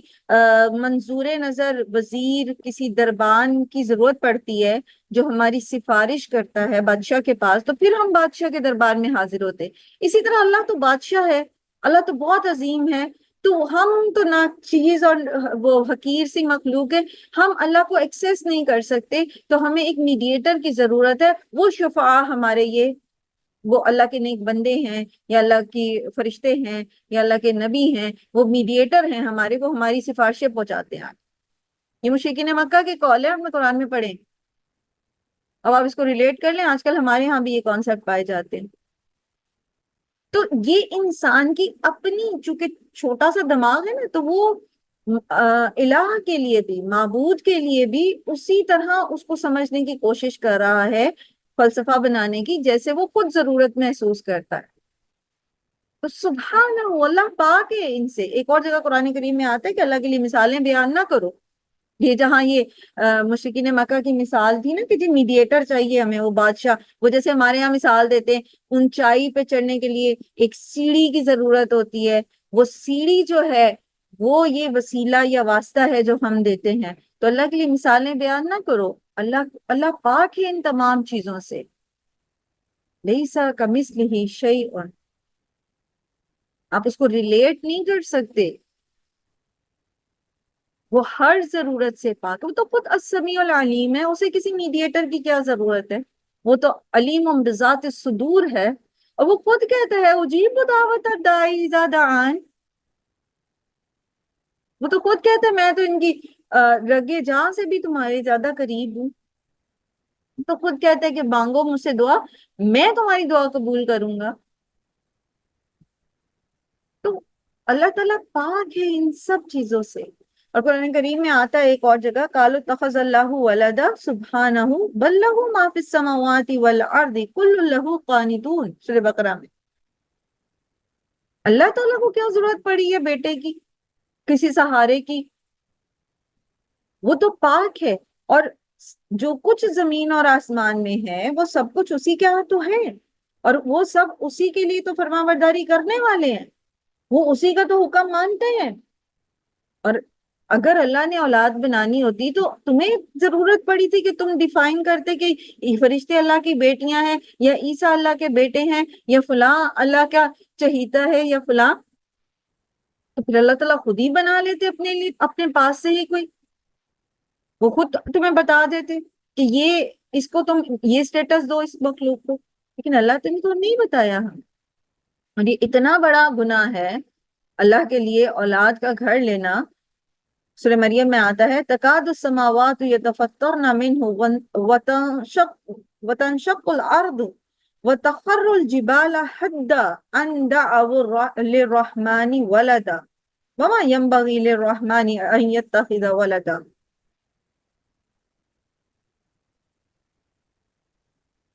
قریب ہے کہ آسمان پھٹ جائے، زمین پھٹ جائے، آسمان گر پڑے، زمین پھٹ جائے، اور پہاڑ اپنی جگہ سے ہل جائیں، چورا چورا ہو جائیں، کہ انہوں نے رحمان کے لیے بیٹا گھڑ لیا ہے۔ اور رحمان کو تو یہ زیب نہیں دیتا کہ وہ بیٹا گھڑے، اس کے لیے تو سب کچھ ہے جو کچھ زمین اور آسمان میں، اور زمین اور آسمان میں ان کل من فی السماوات والارض الا اتى الرحمن عبدا، یہ سب کچھ جو زمین اور آسمان میں ہے یہ تو سب رحمان کے بندے ہیں، اس کے فرما بردار ہیں۔ تو یہ جو اصل میں بات ہے نا کہ یہ صرف تکے لڑائے میں انہوں نے، آپ کوئی بھی دین اٹھا کے دیکھ لیں، ذرا کوئی بھی تقابل ادیان کی کتاب اٹھائیں تو آپ دیکھیں گے ان کے جو کانسیپٹس ہیں جو مختلف ادیان میں، کوئی سر پیر نہیں۔ آپ ٹرینٹی کو اٹھا کے دیکھ لیں، عقیدہ تثلیث کو، ایک عجیب گورکھ دھندا ہے۔ آپ ہندوازم کو اٹھا کے دیکھ لیں، سمجھ سے بالا تر مافوق الفطرت قسم کی ایسی چیزیں ہیں جو سمجھ نہیں آتی، اس کی لاجک سمجھ نہیں آتی۔ جیسے وہ ایک بچی نے پڑھی تھی بائبل کی ایک ورس پڑھی تھی، اور اس میں اس نے پڑھا کہ جیسس نے اپنے خدا سے کو پا لیا، تو وہ بڑی حیران ہے کہ تو جیسس تو خود خدا ہے تو اس نے خدا کو کیسے پا لیا؟ پھر کرسچنز کہتے ہیں کہ خدا نے اپنے اکلوتے بیٹے کو قربان کر کے تمام لوگوں کو معاف کر دیا، عقیدہ کفارہ جو ہے ان کا۔ تو اگر خدا ہے کوئی تو اس کو، اگر خدا ہے تو خدا کو تو ویسے ہی معاف کر دے، اس کو اپنے اکلوتے بیٹے کو قربان کرنے کی کیا ضرورت ہے بھائی؟ وہ تو ویسے ہی معاف کر سکتا ہے۔ تو اتنی illogical چیزیں ہیں کیونکہ یہ حق نہیں ہے نا، یہ محض گمان ہے، محض تیر تکے لڑائے، محض ایک چیز گھڑ لی ہے، اور اب اس کو ثابت کرنے کے لیے پھر اس کے اندر جو بھی گھڑا گیا ہے وہ سب کی سب ایسی ہی باتیں ہیں۔ ان عندکم نہیں ہے تمہارے پاس من سلطان بہذا کوئی دلیل اس کی، اتقولون علی اللہ ما لا تعلمون کیا تم کہتے ہو اللہ پر جو تم نہیں جانتے،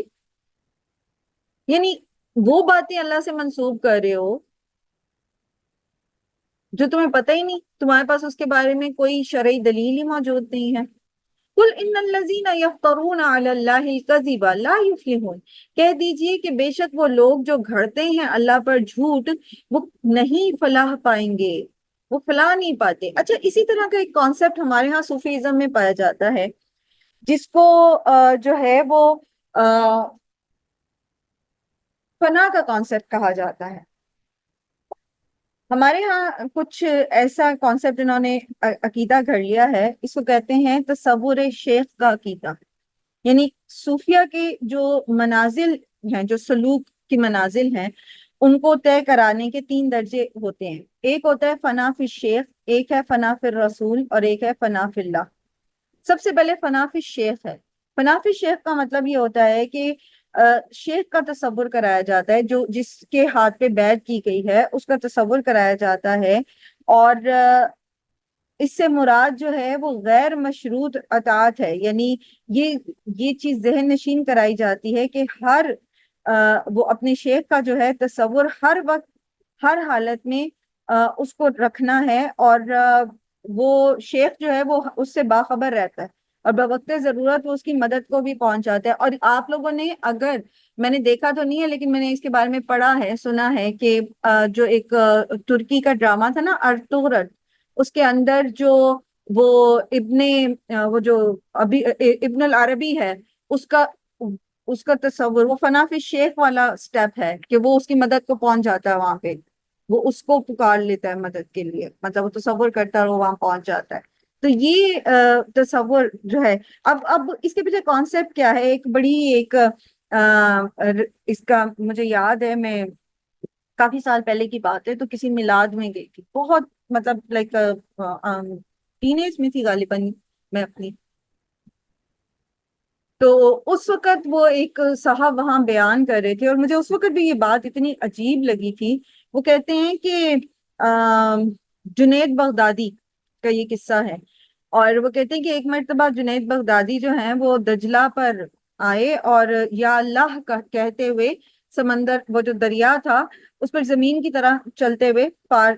چلے گئے، تو ایک شخص جو ان کے پیچھے پیچھے ان کا مرید آ رہا تھا، تو اس نے کہا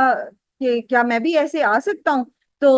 جو جنید بغدادی تھے انہوں نے کہا کہ یا جنید کہتے ہوئے آتا جا۔ تو اس نے یہی کہا اور وہ دریا پر چلنے لگا، اور بیچ میں جا کے اس کے دل میں یہ خیال آیا کہ خود تو جو حضرت ہیں وہ یا اللہ کہہ رہے ہیں، اور مجھے جو ہے وہ یا جنید کہنے کا کہہ رہے ہیں، تو جیسے ہی اس نے یا اللہ کہا ان کے مرید نے، تو وہ ڈوبنے لگا۔ تو اس نے پھر اپنے ان کو پکارا اور کہا کہ یا جنید میں ڈوب رہا ہوں، تو انہوں نے اس سے کہا کہ کہ تم یا جنید کہو تو آ جاؤ گے نا، پار کر جاؤ گے۔ تو اس نے عرض کیا کہ یہ کیا بات ہوئی، آپ اللہ کو کہیں تو پار ہو جائیں، اور میں جب اللہ کو پکاروں تو غوطہ کھا جاؤں۔ تو انہوں نے کہا کہ اے نادان، ابھی تو جنید تک نہیں پہنچا تو اللہ تک تجھے رسائی کی ہوس ہے۔ اب آپ یہ دیکھیں کہ اس طرح کی باتیں، ایک تو یہ کہ ان کے پیچھے کوئی شرعی دلیل نہیں کسی قسم کی، کہ اللہ تک پہنچنے سے پہلے آپ کو کسی اور وسیلے واسطے کو راضی کرنا پڑے، اور دوسرا یہ کہ ایک یہ تو اللہ سے توڑ کے بندوں سے جوڑنے کی سٹیپس ہیں، اور کتنے ہی مریدین جو ہیں وہ فنا فی الشیخ کے عقیدے میں ہی دنیا سے گزر جاتے ہیں، اور فنا فی اللہ تک پہنچنا تو پھر بہت ہی دور کی بات ہے۔ ہم لا الہ الا اللہ کہنے کے باوجود جو ہے، آپ مجھے ایک بات بتائیے، آپ کا دل یہ مانتا ہے کہ آپ اللہ کو پکاریں، وہ اللہ جو آپ کی رگے جان سے قریب ہے، وہ اللہ جو آپ کو یہ کہتا ہے کہ تم مجھے پکارو میں تمہیں سنوں گا، وہ اللہ جو یہ کہتا ہے کہ میں تو تمہارے دلوں کے بھید تک جانتا ہوں، وہ اللہ جو یہ کہتا ہے کہ میں ہر مومن کا دوست ہوں، آپ اس کو پکاریں اور وہ آپ کو چھوڑ دے اور کہ نہیں پہلے میرے اس بندے کو راضی کرو؟ کیا عقل یہ بات مانتی ہے؟ اگر ہم سوچیں جب ہم نہیں سوچ رہے تو لوگ تو اس میں ہی واہ واہ کرتے، سر دھنتے رہتے ہیں کہ ہاں ابھی تک تو پیر تک تو پہنچے نہیں، اور اللہ تو وہ بہت عظیم ہے، اس تک پہنچنے کی ہماری اوقات کہاں ہے۔ ایک طرف قرآن کی دلیل ہے، ٹیکسٹ ہے، آپ نے پڑھے ہیں، 11 پارے پڑھے، اس میں کہیں میں نے اس طرح کی کوئی ریفرنس آپ کو نہیں دیے، میں صرف آپ کو آیات کی ترجمہ تفسیر کر کے بتا رہی ہوں، سمجھا رہی ہوں۔ میں نے کسی اور کتاب سے آپ کو اس طرح کے ریفرنسز نہیں دی، کیونکہ جب لوگوں کو کوئی ڈائریکٹ اس طرح سے بات کہہ دو نا تو وہ فوراً کان بند کر دیتے اور کہتے ہو ان کی تو بات نہیں سننی، ان کی بات نہیں سننی، یہ تو عقیدہ بگاڑ رہی ہیں۔ 11 پارے آپ نے پڑھ لیے ہیں، آپ نے اللہ کی باتیں سن لی ہیں نا، تو آپ کو کیا یہ بات، اس کی لاجک سمجھ آتی ہے کہ آپ اللہ کو پکارو، حسبی اللہ، حسبی اللہ نعم الوکیل۔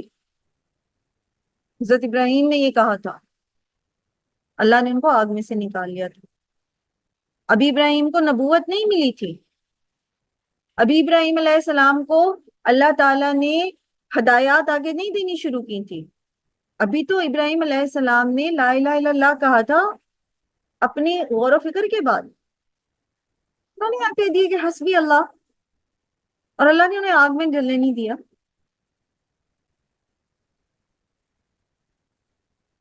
بے شمار ایسی باتیں، بے شمار ایسی چیزیں جو ہمیں قرآن کی آیات سے واضح صاف سمجھ آ رہی ہیں، لیکن ہم کان بند کر دیں۔ تو جب ہم سنیں گے نہیں، جب ہم سمجھیں گے نہیں، تو پھر ہم اسی پہ چلتے رہیں گے، اسی ڈگر پہ جس پہ ہم چل رہے ہیں۔ قل ان الذین یفترون علی اللہ الکذب لا یفلحون، جو اللہ پر جھوٹ باندھتے ہیں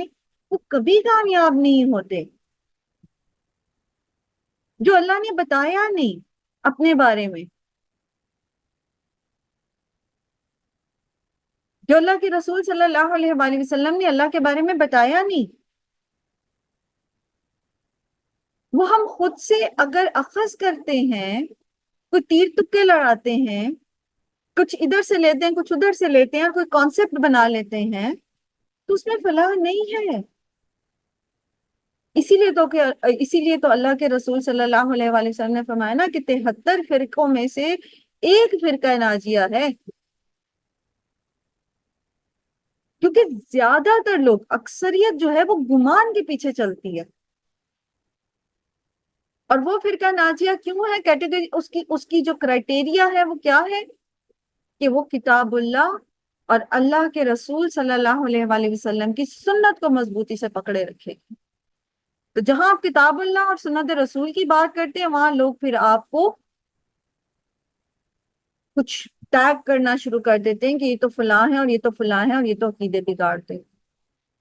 حالانکہ اگر آپ سنیں،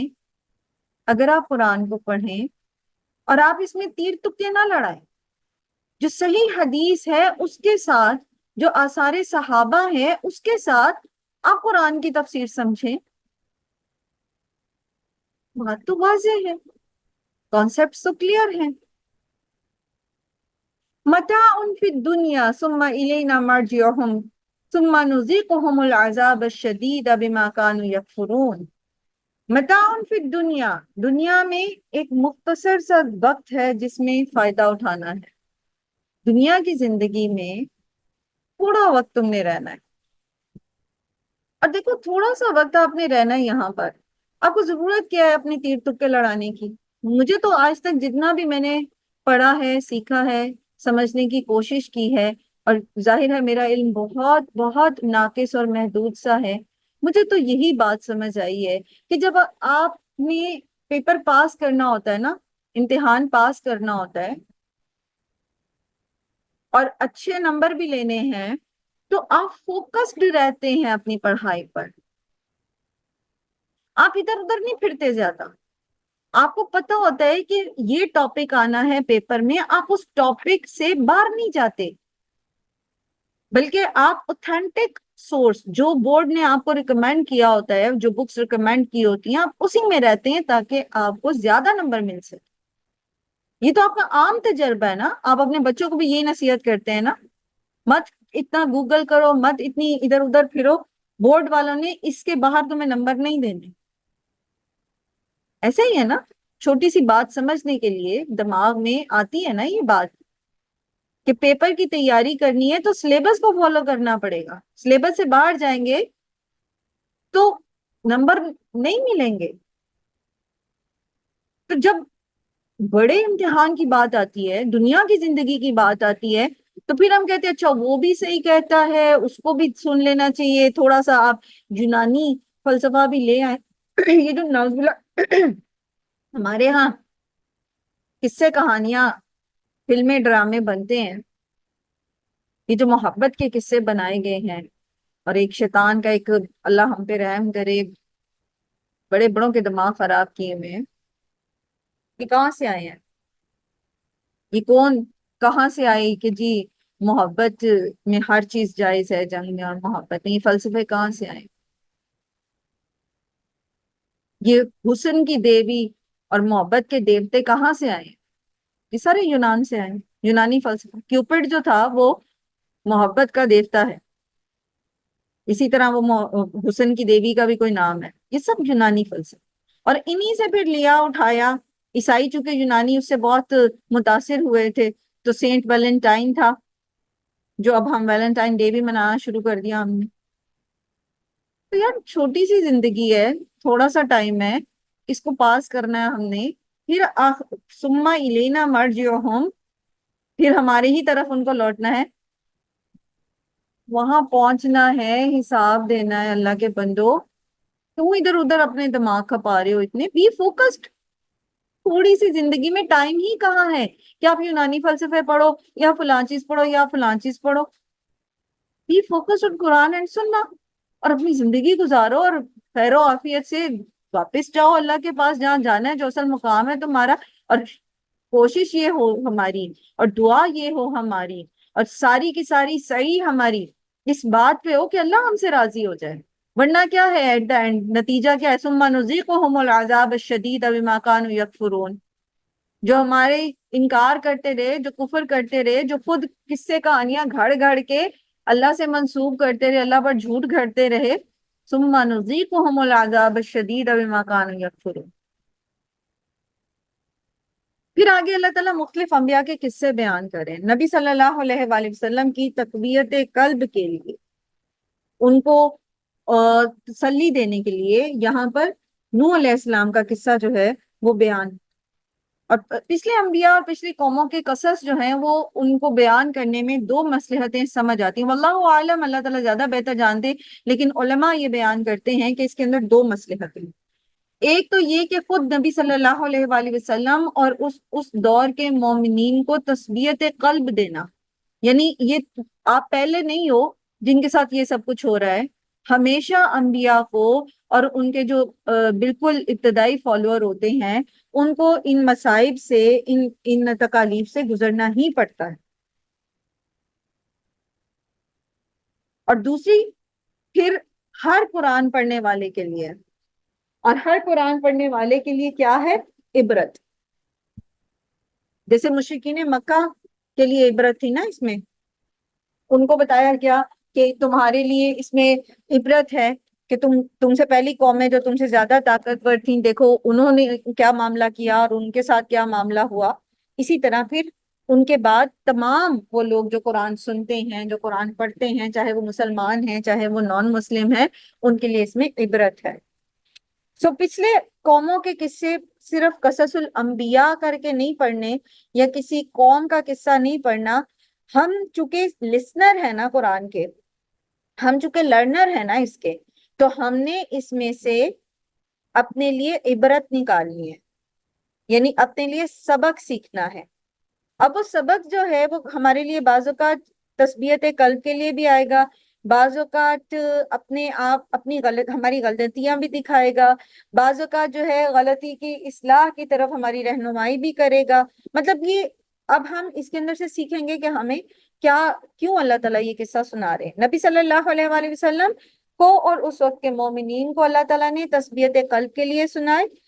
ان کو گائیڈنس کے لیے سنائے کہ دیکھو ان انبیاء نے یہ کیا تھا تو آپ بھی اس طرح سے کر سکتے ہیں، جیسا کہ حضرت ابراہیم کی بار بار مثال دی گئی کہ آپ ان کے طریقے کو فالو کرو۔ اور یہ کہ یہ قومیں اسی طرح کرتی ہیں، اکثریت اسی طرح کرتی ہے، انبیاء کو اسی طرح جھٹلایا جاتا ہے، ان کے فالوورز کو اسی طرح تکلیفیں دی جاتی ہیں، تو انہوں نے صبر کیا، آپ بھی صبر کرو۔ اور یہ کہ جیسے اللہ تعالیٰ نے ان انبیاء کو اور ان کے فالوورز کو بچا لیا تھا عذاب سے، آپ کو بھی اللہ تعالیٰ بچا لیں گے۔ سو اللہ پر بھروسہ رکھو۔ اسی طرح ہم اس میں سے سیکھیں گے انشاءاللہ اپنے لیے اسباق۔ تو بہت توجہ سے آپ نے یہ قصہ پڑھنا ہے۔ وَاتْلُ عَلَيْهِمْ نَبَأَ نُوحٍ، اور پڑھیے ان پر خبر نوح کی۔ اس قول علی قومہ، جب انہوں نے کہا اپنی قوم سے، یا قومی ان کا نہ کبر علیکم مقامی، اے میری قوم اگر تم پر بھاری ہے، بڑا ہے میرا کھڑا ہونا، مقامی میرا کھڑا ہونا یعنی حق کے لیے کھڑا ہونا، توحید کے لیے کھڑا ہونا، و تذکیری اور نصیحت کرنا میرا، بی آیات اللہ اللہ کی آیات کے ساتھ، فعلی اللہ توکلت تو میں اللہ پر بھروسہ کرتا ہوں، فاجمعوا تو جمع ہو جاؤ تم سب، پختہ کر لو تم سب، امرکم اپنا معاملہ، وشرکاءکم اور تمہارے شریک بھی، یعنی جن کو تم اللہ کو چھوڑ کے پکارتے ہو ان سب کو بھی لے آؤ، خود بھی سب جمع ہو جاؤ، ثم لا یکن امرکم اور پھر نہ ہو معاملہ تمہارا، علیکم تم پر، غمتن مخفی پوشیدہ، یعنی تم اپنا پلان تیار کر لو، اپنا پلاٹ بنا لو پورا کا پورا، پورا ایک سب جمع ہو جاؤ، سب عقلیں اکٹھی کر لو، میرے خلاف تم نے جو چال چلنی ہے اس میں کوئی آسپیکٹ تمہارا رہ نہ جائے، تم مقدو پھر فیصلہ کر لو، الیہ میرے اوپر، میری طرف، ولا تنظرون اور مجھے مہلت نہ دو، یعنی ایک پرفیکٹ پلاننگ کر لو تم سارے کے سارے۔ دوسری طرف میں صرف اپنے رب پر بھروسہ کرتا ہوں، میں اکیلا ہوں اور میں اکیلے اپنے ایک رب کے اوپر بھروسہ کرتا ہوں، تم سب جمع ہو جاؤ اور کر لو جو تم نے کرنا ہے۔ فَإِن تَوَلَّيْتُمْ پھر اگر منہ پھیر لو تم، فَمَا سَأَلْتُكُم مِّنْ أَجْرٍ تو نہیں مانگا میں نے تم سے کوئی اجر، جو کچھ میں تمہیں کہہ رہا ہوں کہ ان بتوں کو، یہ ود سوا یغوث کو چھوڑ دو، صرف ایک اللہ کے اوپر بھروسہ رکھو، صرف ایک اللہ کی عبادت کرو، تو میں جو کچھ تمہیں بتا رہا ہوں تم اس سے منہ پھیر رہے ہو، تو میں تو تم سے کوئی اجر تو نہیں مانگ رہا کہ مجھے کوئی بادشاہت دو، مجھے اپنا سردار بناؤ، مجھے کوئی مال و دولت دو۔ ان اجری الا علی اللہ، مجھے تو اجر صرف اللہ سے چاہیے۔ وہ امرت ان اکون من المسلمین، اور مجھے یہ حکم دیا گیا ہے کہ سب سے پہلے میں خود مسلم ہو جاؤں،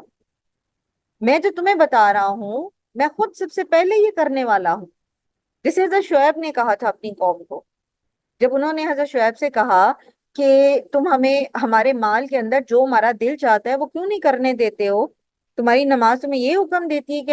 ہمیں روک دو ہمارے اپنے مال میں تصرف سے بھی۔ تو حضرت شعیب نے اپنی قوم سے یہی کہا تھا کہ میں تمہیں وہی کہہ رہا ہوں جو میں خود بھی کرتا ہوں، میں ایسا نہیں ہوں کہ میں تمہیں وہ کرنے کو کہوں جو میں خود نہیں کر رہا۔ تو کوئی انسان جو ہوتا ہے وہ دوسرے کو جب وہی کام خود کرتا ہے نا، جب اس کو لگتا ہے کہ بیسٹ بینیفٹ اس کا اسی میں ہے، تبھی وہ دوسرے کو اس کے اوپر لگا رہا ہوتا ہے، وہ اس میں اس کو اپنا بہترین نفع نظر آ رہا ہوتا ہے تو وہ خود کرتا ہے۔ تو اللہ تعالیٰ نے تمام انبیاء کو اور تمام داعی دین کو یہ حکم دیا ہے کہ ان اکون من المسلمین، کہ میں ہو جاؤں فرما برداروں میں سے، میں سب سے پہلے مسلم ہو جاؤں پھر میں تمہیں بتاؤں۔ لیکن اس ساری بات کے باوجود فَكَذَّبُوهُ انہوں نے جھٹلا دیا اسے، فَنَجَّيْنَاهُ تو ہم نے نجات دی اسے، وَمَن مَّعَهُ اور جو کوئی اس کے ساتھ تھے، فی الفلک کی کشتی میں، وَجَعَلْنَاهُمْ اور بنا دیا ہم نے ان کو، خلائف جانشین، 72 سے 80 لوگ کشتی میں سوار کیے گئے جو مومن تھے حضرت نوح کے ساتھ، اور تمام جانداروں کے جوڑے اس کشتی میں سوار کیے گئے تھے۔ وَأَغْرَقْنَا الَّذِينَ كَذَّبُوا بِآيَاتِنَا اور ہم نے غرق کر دیا ان کو جنہوں نے جھٹلایا تھا ہماری آیات کو۔ جو دو کیٹیگریز تھی، ایک مسلمانوں کی فرما برداروں کی اور ایک کافروں کی۔ ابھی بھی دو کیٹیگریز ہیں نا، ایک مشرکین مکہ ہے اور ایک محمد صلی اللہ علیہ وآلہ وسلم اور ان کے ساتھی ہیں۔ فَانظُرْ كَيْفَ كَانَ عَاقِبَةُ الْمُنظَرِينَ پھر دیکھو جن کو ڈرایا گیا تھا ان کا کیا انجام ہوا۔ کیا انجام ہوا، غور تو کرو اس کے اوپر. ثم بعثنا من بعده رسلا الى قومهم، پھر بھیجے ہم نے بعد اس کے کئی رسول ان کی قوم کے. حضرت نوح کے بیٹے سام، سام کے بیٹے ارم، ارم کے بیٹے عاد، اور ان کے اندر انبیاء آتے رہے جس کا ذکر قوم عاد کے نبی جو حضرت ہود ہیں ان کا ذکر قرآن میں بھی آیا. پھر قوم عاد کے ڈسینڈرز میں سے قوم سمود تھی جن میں حضرت صالح آئے. تو ان کے اندر جو باقی لوگ بچ گئے تھے، یہ صرف سام کی اولاد کا میں نے ذکر کیا ہے. باقی جو حام تھا، حام سام اور یافس مسلمان ہوئے تھے نا، یام کافر رہ گیا تھا. تو ان تینوں کی اولاد، پھر باقی جو لوگ تھے جو باقی مسلمان مومن مرد اور عورتیں تھیں، ان کی جو نسلوں میں سے چلے، تو ہر ایک میں اللہ تعالیٰ نے رسول بھیجے. فجاءہم البینات بالبینات، تو وہ آئے ان کے پاس واضح دلائل لے کر. فما کانوا لیؤمنوا، تو نہ تھے کہ وہ ایمان لاتے. بما کذبوا، بوجہ اس کے کہ وہ پہلے جھٹلا چکے تھے. یعنی ایسے ہی لوگ ہر قوم ہر گروہ میں موجود تھے جو جن لاجکس کی وجہ سے، جن باتوں کی وجہ سے انہوں نے ان کے مطلب پچھلے لوگوں نے جھٹلایا انبیاء کو، تو انہوں نے بھی جھٹلا دیا. بما کذبوا به من قبل، جو اس سے پہلے جھٹلا چکے تھے. کذالک نطبع علی قلوب المعتدین، اسی طرح مہر لگا دیتے ہیں ہم دلوں پر حد سے زیادہ تجاوز کرنے والوں کے.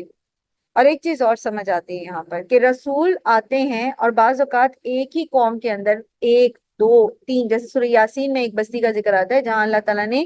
3 رسول ساتھ ہی بھیجے تھے. لیکن وہ لوگ جو پہلے انکار کر دیتے ہیں نا، جو پہلے انکار کرتے وہ بعد میں بھی ایمان نہیں لاتے. اور اس کی بہت ساری وجوہات ہوتی کہ جب آپ پہلی دفعہ سن کے، جیسے بھی ہم نے پہلے پڑھا، سنی انسنی کر دیتے اور سننا ہی نہیں چاہتے اور انکار کر دیتے، تو پھر بعد میں بھی وہ رسائی ان ہدایت والی باتوں کی ہمارے کانوں سے روک دی جاتی. ایک اور وجہ یہ ہوتی ہے کہ انسان جب حق کا ایک مرتبہ انکار کرتا ہے نا، تو شیطان اس کی جو انا ہے، جو میں ہے، اس کو بہت بڑا کر دیتا ہے. اور وہ کہتے ہیں کہ جب میں نے ایک دفعہ میں انکار کر دیا، اب میں یہ بات نہیں مانتا. تو اس کو بات سمجھ بھی آ رہی ہوتی تو وہ نہیں مانتا. جیسے ابو جہل نے کیا، جب میں انکار کر دیا، جب بات مانی نہیں، مطلب قریش کی اندر نبوت بھی آ جائے بنو ہاشم کے اندر، میں یہ ایکسیپٹ نہیں کر سکتا، تو بات سمجھ بھی آئے گی تو ماننی نہیں. تو جب انکار کر دیا تو انکار کے اوپر ریجڈ ہو گئے.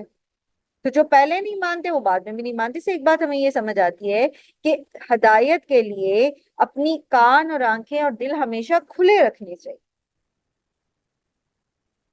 اپنے اندر کے تعصب کو ختم کرنا چاہیے اور یہ سوچنا چاہیے کہ جہاں سے مجھے ہدایت ملے، جہاں سے مجھے درست راستے کا پتہ چلے، مجھے اس کو اختیار کرنا ہے. مجھے بس یہ جانچ لینا ہے کہ یہ درست ہے راستہ،